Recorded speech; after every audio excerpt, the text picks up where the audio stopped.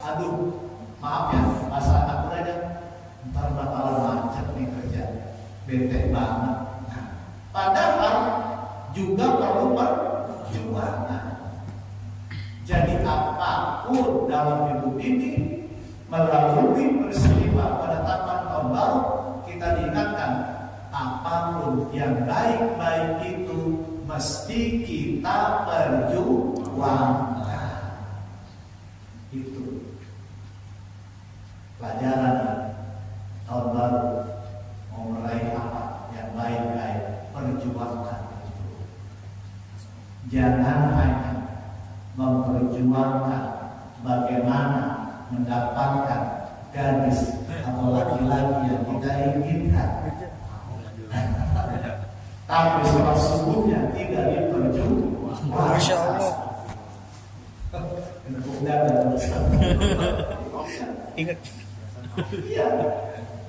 Jangan hanya makan, jajan ke kafe, ngopi di kafe diperjuangkan, tapi duduk di majelis ilmu tidak diperjuangkan. Hijrah mengingatkan kita bahwa hidup adalah perjuangan. Yang kedua, melalui hijrah, hidup itu adalah optimisme. Orang mau maju harus punya sifat ini. Kalau nggak ada ini, nggak akan sukses. Harus ada ikhtiar, perjuangan, terus optimis. Aduh, bisa nggak ya? Bisa nggak ya? Usaha dulu, ikhtiar dulu, doa, optimis. Sabar aja. Ini kan lagi kesempatan masa bulan. Lihat mentalitas orang-orang luar negeri yang maju-maju bulannya. Mereka tak peduli mau lawannya berat, ya kan? Misalkan Swiss lawan Inggris atau apa tuh ya, underdog lah, ketemu tim-tim besar. Tapi lihat mentalnya kuat, ada optimis, ternyata tim-tim besar bisa dikalahkan. Perjuangan dan optimis. Nah itu kalau mau berhasil dunia dan akhirat. Ikhtiar, doa, perjuangan, optimis. Insya Allah Allah berikan jalan. Kalau nggak dikasih yang ini, dikasih yang ini. Jadi nggak mesti itu yang kita perjuangkan dapat yang itu. Belum tentu. Kenapa? Kita mau dikasih yang itu. Kenapa?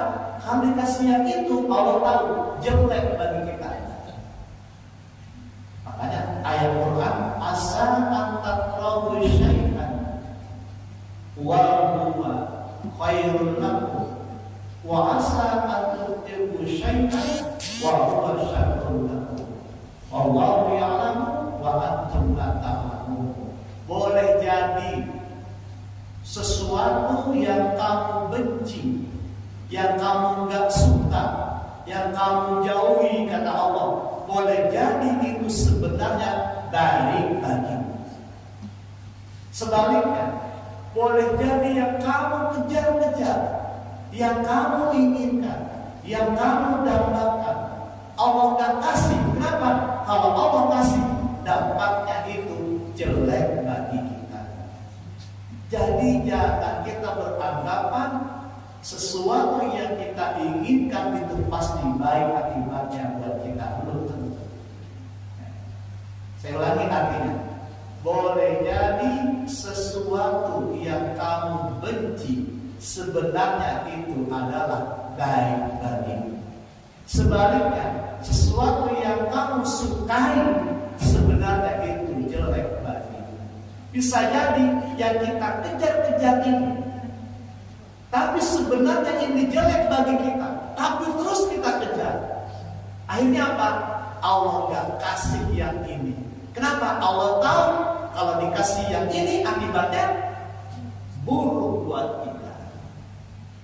Jadi nggak ada kata frustasi, nggak ada kata aduh gimana ya, udah begini udah begitu diputusin juga, misalkan gitu ya.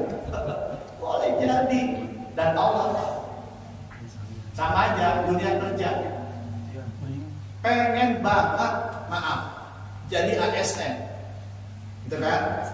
Wah, udah belajar teknik wawancara, psikotes, dipelajari semua biar masuk ASN. Sementara ada lowongan lain, kerjaan swasta, customer service, CS. Dia kejar-kejar ini.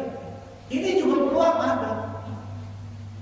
Dia berusaha, ini tadi usaha, terus nggak dapat. Kenapa nggak dapat? Kenapa nggak dikasih? Allah tahu. Kalau dikasih yang ini, lulus yang ini, akibatnya jelek bagi kita. Allah tahu, cuma kita nggak tahu. Akhirnya dikasih kita yang ini, jadi CS. Kenapa? Dampaknya itu baik bagi kita. Jadi intinya ikhtiar, doa, perjuangan, optimis, hasilnya Allah yang maha tahu yang terbaik. Ini ya, apakah seorang laki-laki muda yang mengejar gadis impian itu selalu berhasil? Enggak kan? Enggak. Ya Allah, udah tahajud. Oh lagi. Astagfirullah. Udah puasa Senin Kamis. Rian. Malam berdoa Senin Kamis. Rian. Udah sedekah ya Allah. Ya Allah, mudah-mudahan Engkau beri petunjuk ke hatinya ya Allah. Masya Engkau mudahkan Allah. hatinya ya Allah. Tulus banget itu kan. Tulus. Nggak ada yang salah dengan dirinya. Dia udah soleh, udah minta, udah doa, udah ikhtiar. Terus akhirnya ditolak. Kenapa ditolak? Baik. Allah tahu. Kalau kita jadi dengan dia, dampaknya jelek bagi Kita. Iya. Langsung optimis nih. Coba. Gua lagi astagfirullah. Kenal lagi. Jelek bagi kita itu. Ya, ini kan Capek. kalau ketemu jadi gitu deh. Jadi seperti itu petunjuk Quran. Jangan dikatakan yang kita inginkan itu pasti baik bagi kita. Enggak. Sementara yang kita cuekin, ya, Waduh. yang kita cuekin, yang perhatian dengan kita, kalau mau kecet tapi jangan. Ini secara umum ya, yang tulus dengan kita, gitu kan? Dia tulus, Emang ada. dia pokoknya solehan, terus malah kita cuekin. Masya Allah. Sebenarnya malah dia yang bagus akibatnya buat kita. Allah tahu. Begitu dapat, jangan menyesal. Sebenarnya sekarang yang begitu. Jangan, itu yang baik bagi kita. Kita nggak tahu, tapi Allah tahu. Sekarang saya tanya, yang menentukan jodoh siapa? Allah. Kita mah cuma ikhtiar, cuma berdoa. Pada kira Allah berdoa. Comeng. Iya.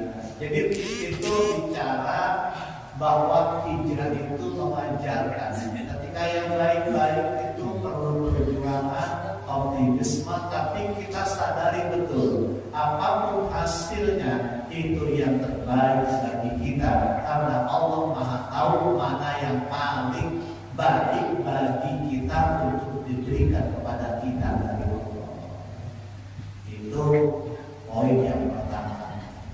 Masih kuat kan? Iya. Masih. Poin pertama. Poin yang kedua, ini awal tahun.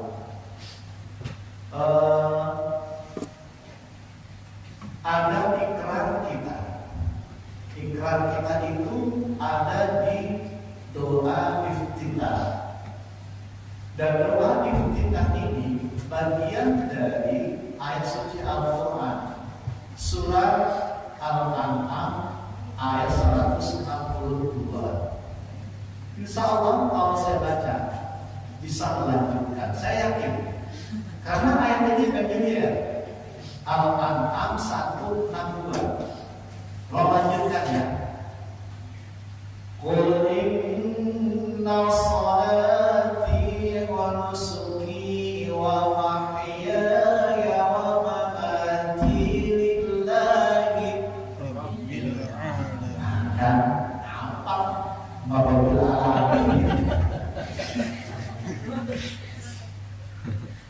Ayat ini bagian dari sebenarnya kita jadikan ikrar tatkala ada kita baca di doa iftitah. Allahu Akbar kabira walhamdulillahi katsira subhanallahi bukratan terus inni wajjahtu wajhiya lilladzi fatara as-samawati wal ardh hanifan musliman wa ma ana minal musyrikin. Terus sekarang kita lihat. Tadi saya bilang ini poin kedua. Ini tahu ikrar kita. Qul dari ayatnya dulu ya. Qul katakanlah, sampaikanlah wahai Nabi Muhammad ke kita. Inna salati, kasih tahu umatmu bahwa ketika dia berikrar, inna sesungguhnya salati, T-nya panjang apa pendek? Panjang. T-nya panjang apa pendek? Ada yang bawa handphone, suka lihat-lihat ayat, buka WhatsApp, bukan lihat ayat, bukan TikTok ya. T-nya dibaca panjang. Apa? Ketika baca doa iftitah itu T-nya panjang. Inna sholati. Kenapa harus panjang? Inna sesungguhnya, sholati sholatku. Untuk menunjukkan aku, maka T-nya harus panjang. Inna sholati, sesungguhnya sholatku. Kalau hanya baca inna sholati tanpa T-nya panjang, sesungguhnya sholat. Sholatnya siapa saja. Kalau T-nya tidak dibaca panjang. Terus apa? Wa nusuki, Q-nya panjang kan?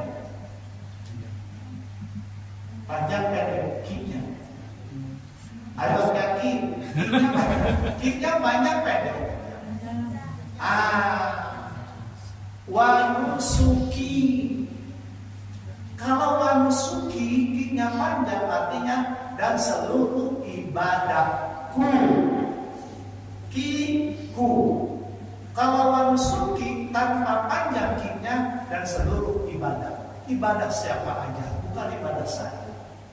Wa nusuki dan seluruh ibadahku. Jadi baca doa kita inna sholati terus dan Q-nya panjang. Wa nusuki dan seluruh ibadahku. Zakat, haji, zikir, sedekah, salawat, duduk di majelis ilmu, pokoknya semua ibadah. Saya tanya, apakah salat termasuk ibadah? Ibadah. Lalu kenapa wa nusuki itu sudah termasuk salat? Kan semua ibadah. Salat termasuk ibadah. Lalu kenapa kok di awal disebut juga salat? Inna sholati, sesungguhnya sholatku, wa nusuki, ibadahku, apa saja termasuk sholat. Kok disebut juga di awal? Ayo kritis, kira-kira kenapa? Wa nusuki termasuk sholat, tapi kenapa di awal disebut juga sholat? Inna sholati, kira-kira kenapa? Karena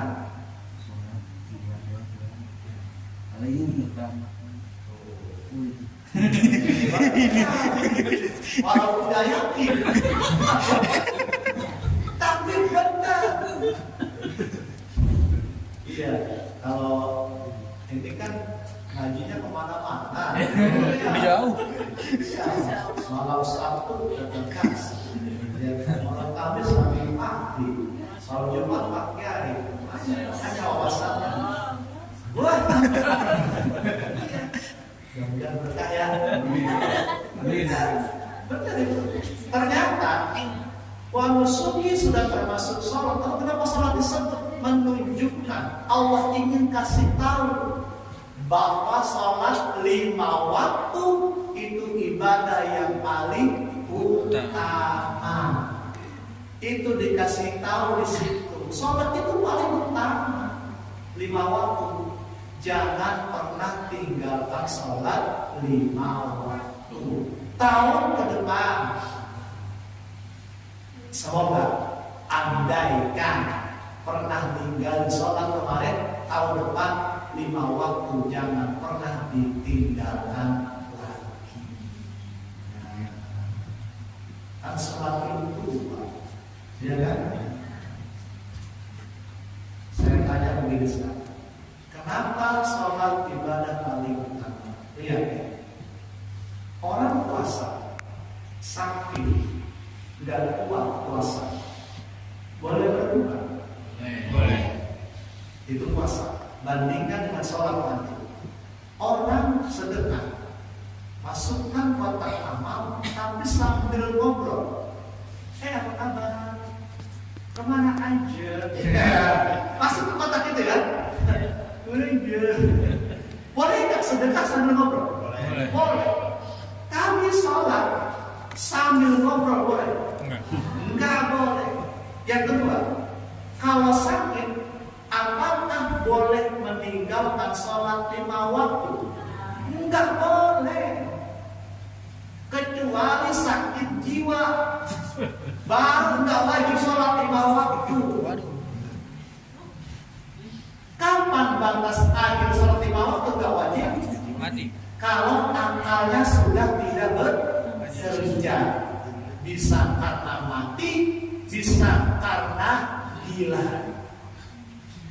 Nah, jadi walaupun udah sakit parah, 5 waktu tetap wajib dilaksanakan sesuai kemampuan. Diinfus kiri kanan, wah pokoknya banyak, tapi otaknya masih sadar, masih wajib nggak? Masih. Itu bedanya sholat dengan ibadah yang lain. Insya Allah orang yang sholatnya benar, banyak teman-teman saya yang ketika studi kuliah itu sholatnya pada benar, sekarang pada jadi orang sukses. Sholat 5 waktunya benar. Saya mengingatkan ya. Jadi tahun 1446 Hijriah ini, yang poin yang kedua, semoga kita bisa melaksanakan kewajiban-kewajiban agama andaikan belum kita laksanakan. Kalau sudah kita laksanakan, bisa kita laksanakan lebih baik lagi dari waktunya. Misalkan tadinya sholat zuhur udah 2:30, sekarang diperbaiki bisa jam 1. Syukur-syukur pas habis ada, syukur-syukur berjamaah, itu ada peningkatan. Inna sholati wa nusuki, terus apa? Wa mahyaya, wa mahyaya kan ada 2. Yang pertama panjang, yang kedua panjang pendek. Hati-hati, hafalan waktu kecil terbawa. Inna sholati wa nusuki wa mahyaya. Tuh, hafalan kecil terbawa. yang kedua dibaca panjang. Wa mahya ya. Harusnya wa mahya ya. Wa mahya ya. Jadi jangan dibaca panjang. Apa maksudnya wa mahya ya? Dan segala yang berkaitan dengan hidupku. Tadi inna sholati, sholatku ujungnya lillahi rabbil alamin, semata-mata sholatku itu untukmu ya Allah, demimu ya Allah, karenamu ya Allah, lillahi rabbil alamin. Allah yang mana? Rabbi yang ngatur alam. Ya, kalau ada angin di sana, sepoi-sepoi angin di sana kencang, siapa yang ngatur itu? Allah. Ada El Nino, ada El Nina, ada El Nano, siapa yang ngatur semua itu? Allah. Itu Rabbi. Allah yang ngatur alam. Allah yang jaga alam. Rabbil alamin. Kita salat untuk Allah yang itu. Cuma itu, karena Allah penguasa alam. Ibadah juga itu. Hidupku yang mana? Satu, berkaitan dengan tempat. Di sini ada nggak sebelum tinggal di sini tinggal domisili di tempat lain? Ada nggak? Sebelum tinggal di sini di mana dulu? Di Kelapa Dua. Kelapa Dua ya. Sekarang Di hijrah. Hijrah. Sekarang kita hubungkan. Ini Quran ya. Wa mahyaya ya Allah. Ketika engkau tempatkan aku di Kelapa Dua, benar, maka seluruh hidupku aku persembahkan demi dan karenamu ya Allah. Sekarang wa mahyaya ya Allah, ketika engkau tempatkan aku di arman ini sekarang ya Allah, iya lillahi rabbil alamin, maka seluruh hidupku di sini sekarang aku pergunakan untuk mengabdi karenamu ya Allah. Dulu saya tinggal di Arman, sekarang tinggal di Cipayung. Wa mahyaya ya Allah, ketika hidupku dulu engkau tempatkan di Arman ini. Ini Arman ya? Ketika engkau tempatkan aku di Arman ini, maka seluruh hidupku lillahi rabbil alamin. Sekarang saya tinggal Allah tempatkan di Cipayung. Ya Allah, ya ya. Seluruh hidupku di Cipayung sekarang ini, maka aku akan pergunakan untukmu karenamu mengabdi kepadamu ya Allah. Itu ikrar kita luar biasa. Nah, jadi jangan ikrar pokoknya aku hanya milikmu sehidup semati. Allah jadi tinggal. Ikrar kepada Allah seluruh hidup berkaitan dengan tempat. Nah, terus dua nih. Ini tafsirnya, wa mahyaya berkaitan dengan waktu. Apa waktu? Ya Allah. Umurku yang akan kujalani. Sekarang, maaf, umurnya berapa? Maaf ya. Iya, 18. 80.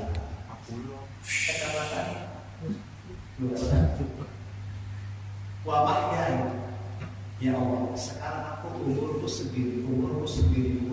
Wa mahyaya, umurku yang akan aku jalani ya Allah, seluruhnya akan aku pergunakan untuk mengabdi kepadamu ya Allah. Mantap nggak ikrar kita? Wa mahyaya. Terakhir, daripada khotbah bilang mungkin ya. Wa mahyaya ya Allah, berkaitan dengan aktivitas. Kita ngaji nih. Wa mahyaya hidup satu berkaitan dengan tempat. Wa mahyaya hidup berkaitan dengan waktu, umur. 3, waktu dan umur sama usia. 3, wa mahyaya, hidup kita berkaitan dengan aktivitas. Apa maknanya?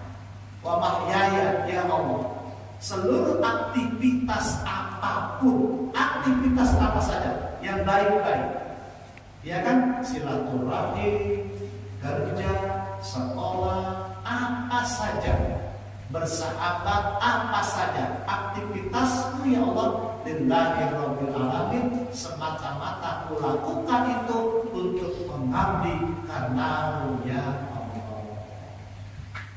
Wa mahyaya, belum selesai, ada lagi satu lagi, wa mati. Apa wa mati? Dan matiku bukan itu maksudnya saja. Wa mati ya Allah. Suatu saat aku tidak tahu kapan aku akan mati. Tadi aku sadar wa mati hanya iman dan amal soleh yang akan aku bawa mati. Itu maksud wa mati, iman dan amal soleh yang akan aku bawa mati. Ini ikrar kita ada di doa kita, ada juga di surat Al-An'am ayat 162. Ya, saya rasa cukup yang saya sampaikan.